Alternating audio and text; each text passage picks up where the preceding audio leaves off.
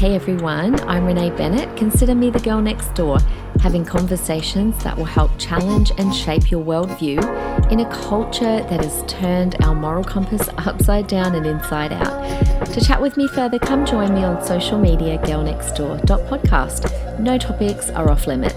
I'm really glad you're here. Now, on to today's episode. Hey everyone, thanks for joining us on another episode, Girl Next Door. My name's Renee, as most of you would know, and we are doing something I've never done before with recording this daily series on telling COVID border stories. Like I said in the episode yesterday, there's some gear happening right in our own hometown, right here in Australia, that I think most people are not aware of, and I've only just been made aware of, which is why I wanted to do this. So just to give a little bit of background, Anna Palaszczuk locked the borders completely back in August, and they were opened again in September. But what's happened is people have had to apply to come back into their own home state of Queensland. And of course, there's this huge backlog of people that were cancelled in August. Now you've got, I think it was 5,000 people applied within like a half an hour or something like that. And they've taken 25 days to get through 10 or 15 minutes worth of applications. So there's this huge backlog. People's lives are in limbo. Whoops, that was my daughter ringing. People's lives are on pause. And so we have got our second guest today, Ainsley, whose life is massively on pause. Thank you for coming, Ainsley. Yeah, of course. I've actually got a niece called Ainsley. Oh, that's funny. I've never met another Ainsley before. I love to hear it. Yes, no, my niece is exactly the same age as you, actually. That's so funny. Although she's about to turn 21. So you're just 20? Yes. Yeah. A few days ago. Yeah. So tell me a little bit about yourself, because you've got a bit of an accent I can hear. Yes, I have a little bit of an American twang, I like to call it. I have lived in Australia pretty much my whole life, but both my parents and all of my extended family and two of my four siblings all live in the States. So previously we used to go there every year. Obviously haven't done that since COVID. So it means I haven't seen my family for 2 years now, just over 2 years. So when were you in Queensland then? So I've lived there my whole life, and then up until July, and then I moved to Melbourne in July. So you've lived in Queensland most of your life. So where's your mum, did you say? Is she here in Queensland, or is she? Yeah, so both my parents are in Queensland. They're from the States, originally.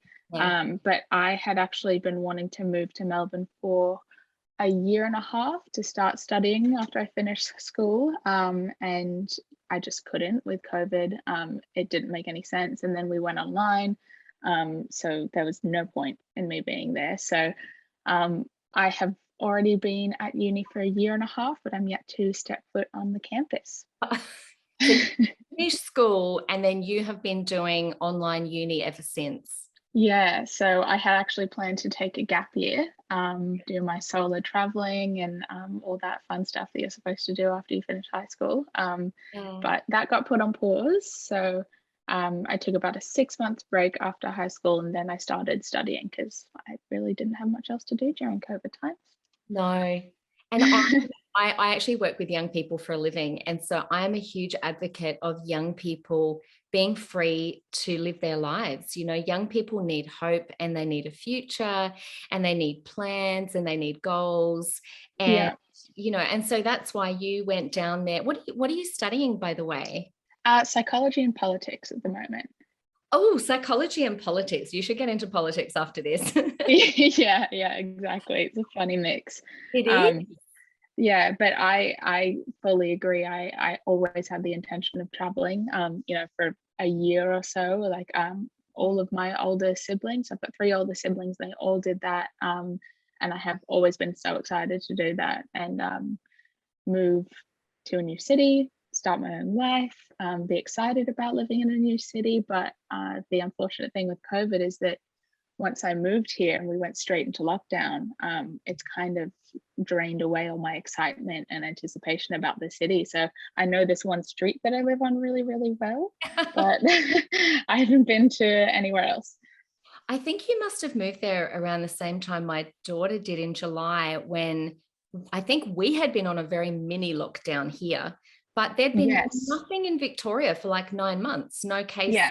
no lockdown. And so it was like, this is a really good time to go. So I get really upset when I see people on social media saying, well, it serves you right because you guys decided to move around in a pandemic. That infuriates. Oh my God, I know. And especially, I actually at that point in time didn't have a choice because uni was going back to being on campus and I had to be there for some of my classes. So I actually didn't have a choice. So you applied straight to the uni in Victoria. You never applied here in Queensland and then transferred. You just applied. No, Ah, I've been at uni Melbourne the whole time. So yeah, and it was too late to kind of switch or anything like that. Not that I want to. I wanted to be at this great uni, but yeah, so I haven't been on campus yet and I didn't exactly have a choice. And so when I came here and then they announced that everything was online for the rest of the semester, and I was like, well, there's no point moving. no. And so this is your first time living out of home, right? Yes. Baptism of fire. Yeah. Welcome to living Yeah. in your home when you can't leave your new home. Um, Yeah. and so what made you decide then that you want to come back home here to Queensland? I had just, my partner's on the Gold Coast, and so is a few of my family members, all my friends, and I've just been in lockdown for so long that I just, mentally I need a break.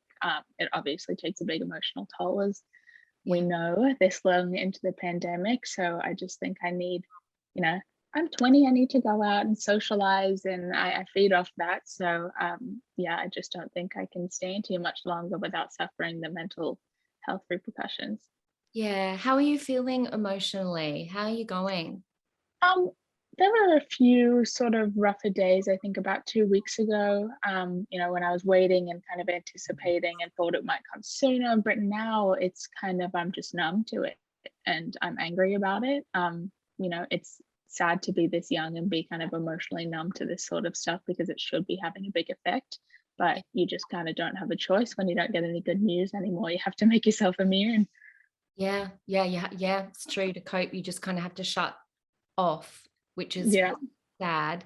So tell me about your attempt to come back. Like, when did you fill in a border pass? Which, again, another thing people don't realize. People have said to me, can't they just get on a plane? I'm like, no, you actually have to fill in a pass.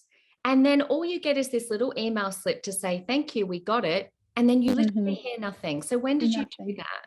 So I did it after the pause had been lifted on the 5th of September. So I had decided that I wanted to go home during the pause, but I couldn't apply, which seems silly because I feel like they should have maybe continued to process over that time instead of letting the backlog of thousands build up. And that's foreseeable, but maybe not to them. Um, and then I was told that it would be 3 days, and I actually called them to confirm that. She said, absolutely, you'll get it by tomorrow night. So with that, I booked my flight. I had my car shipped down, and my roommate, who also lives on the Gold Coast, she had we did the same thing, had our cars. So they went, prepped everything, emptied the fridge, did all of the stuff that you're going to do when you're away for a few months. And then we didn't get the call. So I called back and they said 10 days maximum if you don't get it after 10 days. And it is 10 business days as well, even though they work 24/7. And then, so if we didn't get it by 10 business days, then we were to get our claim escalated. Yeah. So on the 10th day, I called in the morning. They said, you have to wait till the end of day at 5 o'clock. I said, okay, fine. I'll call at 5:01. And then they escalated it. And then about an hour later, I saw on that Facebook group that they're actually not doing escalations anymore and that it actually doesn't mean anything. And then after that point, I got an email saying it's going to be a little bit longer. No indication. I said, can you just tell me whether it's going to be days or weeks or months? And nothing. So we're just in limbo every day. Yeah, literally in limbo. How many days has it been since you first filled it in? So it'll be 25 today. So I literally want to throw up with you. I'm just like, my daughter's on day 10 or something. And same thing, we were told initially 3 days, and then we were told 10 days. And then she rang yesterday and they said, oh, we can't tell. They had no information. All they could Yeah. say. This is the other thing people don't realize. Some people's are actually being denied. Yeah, I saw that. Yeah, we're all in the same Facebook page. Uh, There's 3,000 of people going, mine just got denied. No reason, yeah. no And then explanation. if there's an issue with the form, they just say you have to redo it and go back to the back of the line, which is just ridiculous. They And don't so tell you just there's an issue with the form until they deny it. And then if they yeah, deny it and you ring up and they go, there was an issue, you didn't have all of your details, they don't tell you that. So you might have waited a month to find out, and, you know, only to have to redo it. And like you said, you go to the back of the line. yeah. Now you completely got emptied your life out there ready to come back, right? So did you have like a job? And So I had a job that was supposed to start here, and then I couldn't because of COVID. So I actually lined up. It's thankfully I have an amazing employer, and they lined up a job for me on the Gold Coast. And then, you know, I had accepted that job. We worked out all the terms, and then I realized that I had no idea when I'd be back, so I had to turn that job down because they needed me to start when I couldn't so be there. no job in Victoria because lockdown happened. No job back in Gold Coast. You had to knock that back because you can't get back. Yeah. So how are you surviving financially? Look, luckily I am a student, so I get a student income, but that's all that I have at the moment. No, it just covers rent. So yeah, I've had to kind of ask my parents to help me through a little bit of this and a lot of extreme budgeting. But yeah, it's been tough, especially not knowing when I'm going to be able to work again.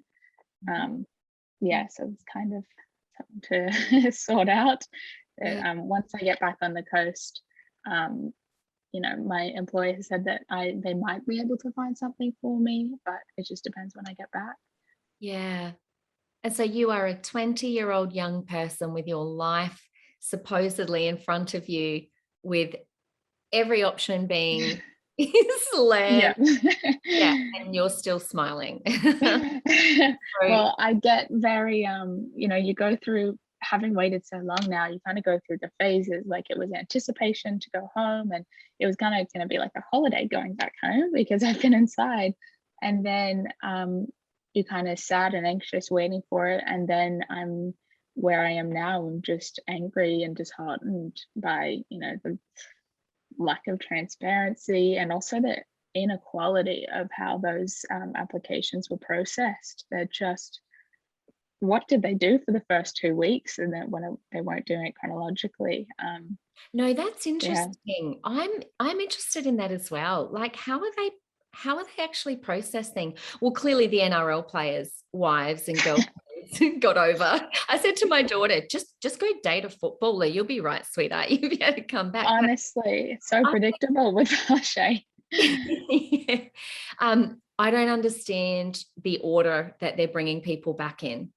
No, and I don't think anyone does, and I think that's the issue. So every time that they, you know, I'd asked a few times and they said, oh, we're doing it chronologically, and I said it's just not the case, because people in the same situation as me are getting processed well before me, and they applied like a week later. And then people who are worse off than I am have been waiting for a long time. And it's just you know, they say it's based on exemptions and then chronologically, and it just wasn't until I think about a week ago, and then they really actually started doing it chronologically. But just in that time, it just seems like they were messing around for 2 weeks and just didn't. Yeah, there's a lot of people that are in a really awful situation. We're seeing that on our Facebook page, right? Like, a lady last night that showed her, she's in a tent. I think she's a single mum with 2 or 3 kids. I can't quite work it out. And there was a storm, and she's just in a tent, and I'm like, and these people are, you know, there's not only the emotional harm of being trapped out of your own state, and you know, a lot of people are paying. When I'm there, I'll be paying my rent here, and I won't be here, and there's a lot of people paying 2 mortgages, things like that. And then physical safety of being in a tent during a storm, it's just So when you come back, when do you have to keep paying rent if at this stage? But mind you, you apply, what date did you say you applied? 5th, 6th? 5th. Yeah, see, Yeah. You're meant to be like, you should be getting your app, there are people I've seen that have applied later than you, like you just said, that have gotten through. Do you have a Queensland license? Yeah.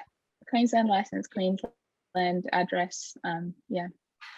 So you're a Queenslander, and we're being told that the message is to keep us all safe, and that our government cares for everyone. And I'm like, no, because people who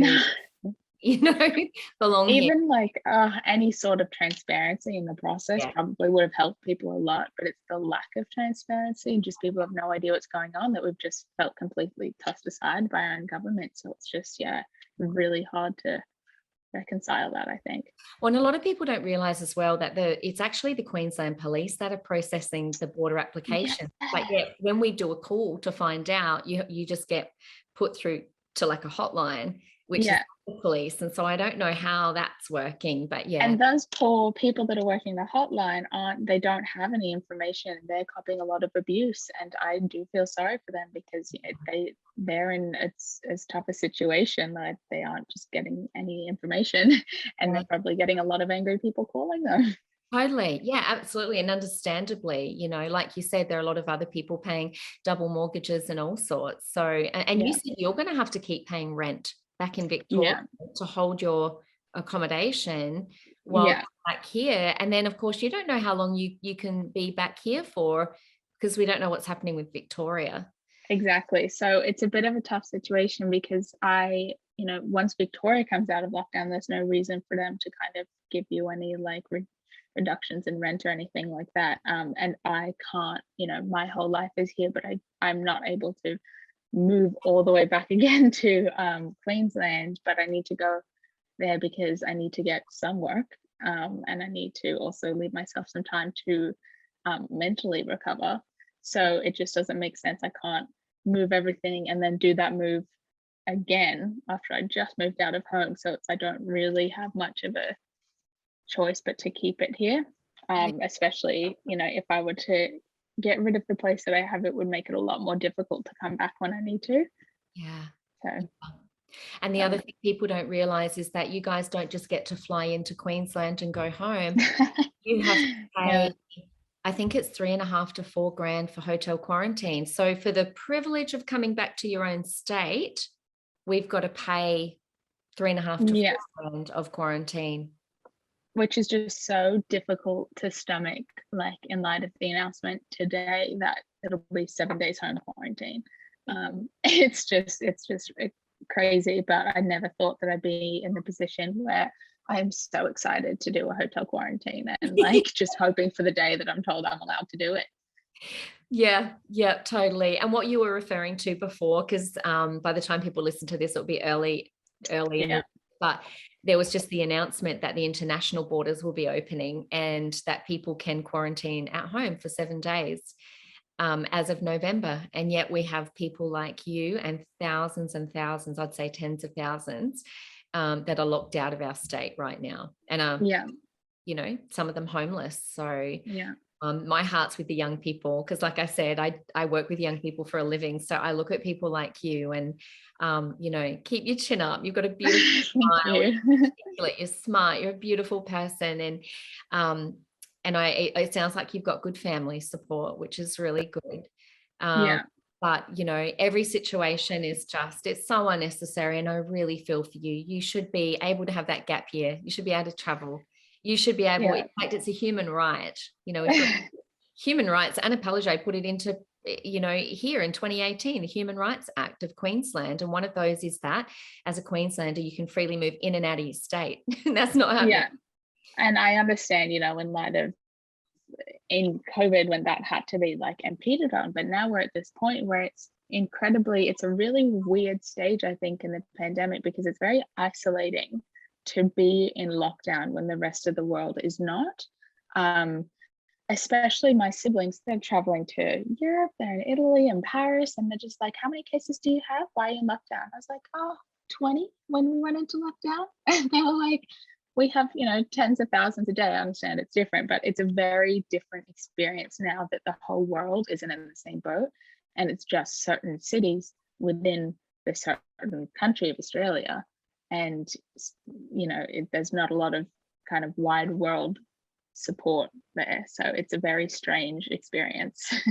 It is. And you guys are now the most locked down state in the world for the longest period of time. I know you haven't been there for that whole time, but my best friends live there and they've been locked down, I 200 and something or other days, and I can't even fathom. And the rest of the world are watching on and kind of laughing almost. I said to my husband, let's move to Florida. Florida seems to be the only state where it's like freedom, let adults be adults and decide how we want to live our lives and our own level that we're comfortable of risk taking, rather than the government. The government have chosen safety over freedom, and that's a huge price to pay. So yeah, especially when we're not given the means to make ourselves safe. Like the whole vaccine rollout, I have to like not even think about that because I get so angry about it. But we were left waiting, my age group, for so long for the vaccine, and then when it finally got announced in Victoria, it took 3 months, it was 3 months until I could get an appointment.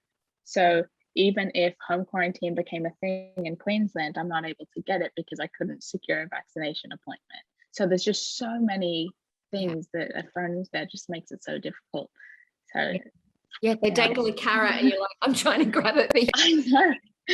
Yeah, they just keep moving the goalposts. Ainsley, I wish you all the best in the future, and I hope that you can get back here sooner rather than later and come and enjoy the sunshine. Mind you, we've had a few storms lately, but Queensland is it really is. It's a great. I'm looking forward to it. If it's made me appreciate the Queensland a lot more being in lockdown.